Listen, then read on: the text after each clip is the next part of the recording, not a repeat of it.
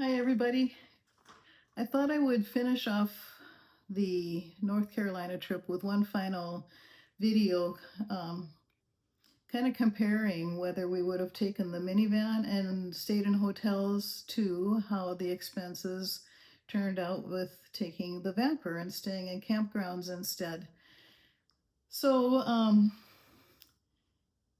to start out with an explanation, the Vamper and the minivan actually cost us about the same. So that initial price of both is comparable. Maintenance for both is also comparable. Tires for the Vamper would probably cost more than the minivan, but insurance for the minivan costs about $40 a month more than the Vamper does. So that kind of evens out as well. Difference for the insurance is that we have $1,000 deductible on the minivan and a $500 deductible for the Vamper. So that's one advantage for the Vamper. You know, the pros and cons of taking the Vamper versus the minivan. With the pros for taking the Vamper, we have our own beds, our own pillows. Don't have to worry about bed bugs or noises on the other side of the wall, if you know what I mean. And we can eat our leftovers easier, store our leftovers easier. We can choose our views for the most part. If we decide that we don't want to pay for a campground, we can stop anywhere and pretty much, find a safe neighborhood fairly easy with the apps that we use when we travel and stay for free and pull over whenever you want to sleep or eat. But with the minivan, you don't have to worry about dumping any tanks or filling the water tanks. Get a bigger bathroom, so showering is a bit easier. The TV is bigger, just more space in general. So it kind of comes down to personal decisions, but what I was surprised to find was that expenses overall, now we didn't include our meals because we generally eat out a lot anyway. We both work from home and we have to get out of the house for our mental health, and so we choose to do that at lunchtime, have our lunch meals out instead. I don't like to cook. Inherited that from my grandmother, who also had wanderlust, and so I'm very much like her and kind of carry that gene. Comes down from my dad too. Um, so meals I didn't include in the cost comparison. Mostly it was just fuel and lodging overnight. So let's get into this. The first thing I figured out was the fuel. We traveled a total of 2,934 miles. I figured the average cost per gallon for fuel was $2.90. That was taking all the receipts and figuring out the average of what we paid overall on the whole trip. So we figured our lodging. We needed lodging for 8 nights. We were actually gone for 9 nights, but one of those nights we stayed in Brian's driveway. So for the cost comparison, I did 8 nights of campgrounds at the average cost that we had, and versus what a hotel would cost for eight nights too. So our lodging total came to $401.76, and so that's an average of $50.22 for campgrounds. When fuel is added for the Vamper, the fuel cost was $709.09. So the total between lodging and fuel for the Vamper was $1,110.85. So for lodging, I figured an average cost per night for a decent motel in a safer neighborhood. By the way, I never get motels that are close to downtown.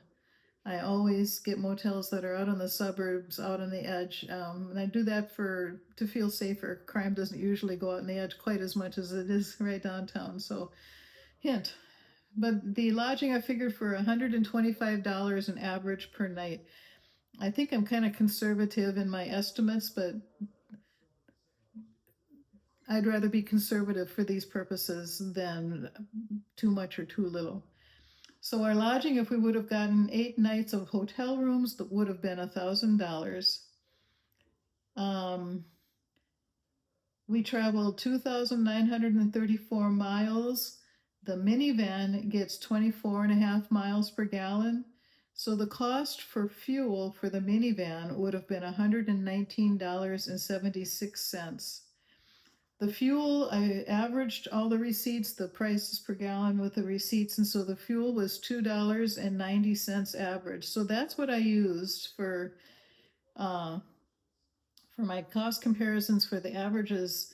So the cost for getting hotel rooms and gas for the minivan would have come to $1,347.30.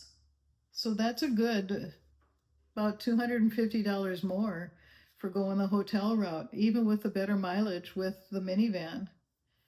So just for fun, then I did a comparison of I had heard, I'd seen somewhere one of the videos similar to this one, and what they figured it out was that if you stayed on your trip, if you had a trip that was only 1 to 3 nights, it was going to be cheaper to stay in a hotel room. 4 to 10 nights was pretty much break even between an RV and a hotel room. Anything more than 10 nights would be cheaper to use your RV. And I found that to be different for ours. As I said, fuel, we averaged 326 miles a day. And with the Vamper, we had 12 and a half miles per gallon at, let's say, $3 a gallon. We'll just round it up from 290. And lodging at campgrounds at $50 a night. Compared to the minivan, so again, 326 miles per day of travel, but 24 and a half miles per gallon at $3 a gallon, and lodging an average of $125 a night. And even at one night in the RV versus one night in a hotel, and then the fuel expenses too, the RV was actually $36.50 cheaper than the motel. So right from the get-go, it would have been it was cheaper for us to stay in the RV than it was in a motel. And you can find a lot of campgrounds for less than $50. So this was a pleasant surprise for me. Kevin says he's willing to give it another try, even though the scab from the top of his head, where he kept bumping his head on the shelves over the bed, the scab finally has come off, but he said he's willing to give it a try again. And I think we don't really need to take a long road trip again like this. It was a 9-day trip, and it was actually a 10-day trip because it would have been 9 overnights. So if we wouldn't have had that presentation, I don't know that we would have done this long of a trip, but we can certainly do these close by trips, and I'm more than happy to stay in the Vamper where we live in Minnesota, Iowa, South Dakota, Wisconsin.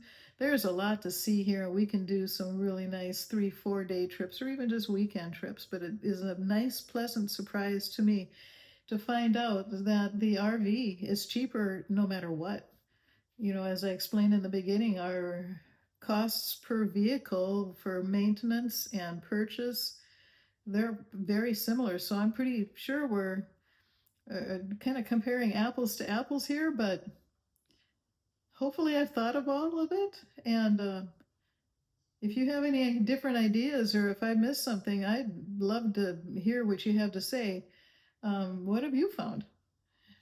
How has it turned out for you? I think a lot of it depends on what you get for gas mileage with an RV, whether you're pulling a trailer, driving a diesel pusher, whatever. Your motel rooms, are you satisfied with staying in motel rooms that are less than $125 a night? So Have you done any cost comparisons between your RV and driving a vehicle that gets better gas mileage and staying in hotels?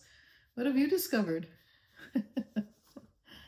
So that's what I figured out for this trip, and it's kind of a nice wrap up for the long trip. We wanted to take the Vamper and test it, and it passed the test with flying colors. Um, More than happy with that purchase, and we've had every single kind of RV.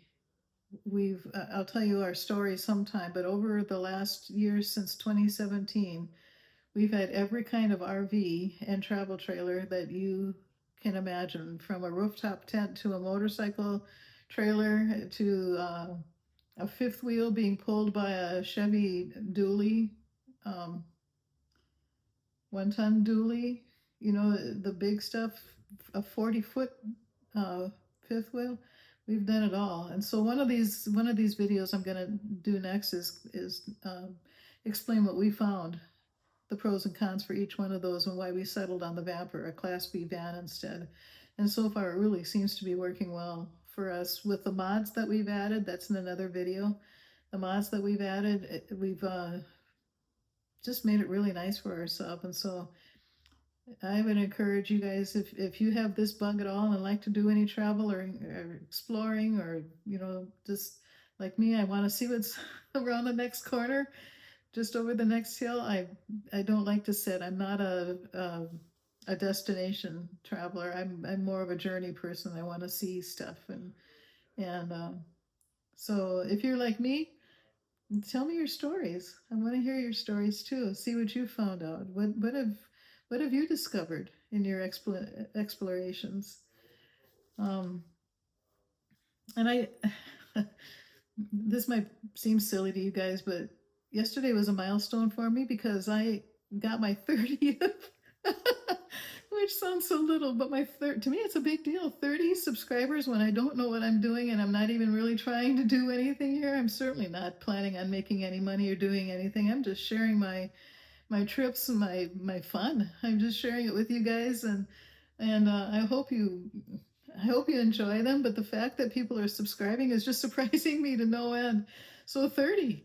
YouTube doesn't do anything with people until financially. I don't think until you get like 1,000 subscribers. So another 30 years, maybe I'll make some money on these.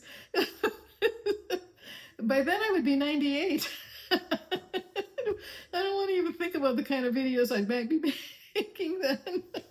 Anyway, I'm excited about the subscribers, even though it's 30. That's a big deal to me because it's a never-ending surprise. So thanks. um, I think if you like the videos and subscribe, I mean, it's totally up to you guys, but I think they get passed on to other people then. I think YouTube shares them. That's the only thing I can figure out.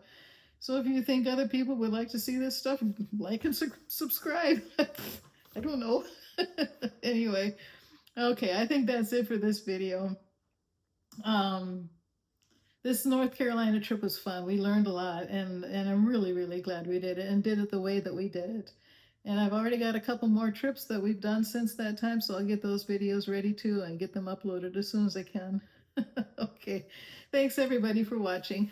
Bye-bye, till next time.